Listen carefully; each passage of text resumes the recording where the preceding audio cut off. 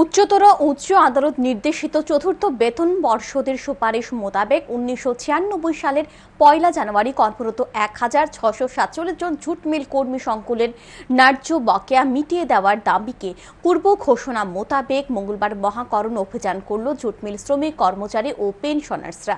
এদিন jute mill শ্রমিক কর্মচারী ও পেনশনার্সরা সম্মিলিতভাবে স্বামী বিবেকানন্দ ময়দান থেকে মিছিল করে মহাকরণের উদ্দেশ্যে রওনা হলে সার্কিট হাউসের সামনে তাদেরকে আটকে দেওয়া হয় আরক্ষা প্রশাসনের পক্ষ থেকে।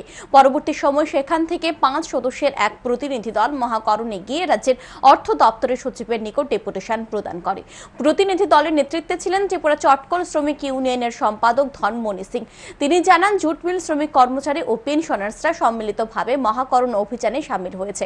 মূল উদ্দেশ্য হচ্ছে জুট মিলের ১,৬৪৭ জন শ্রমিক কর্মচারীদের বকেয়া একসাথে মঞ্জুর করতে হবে।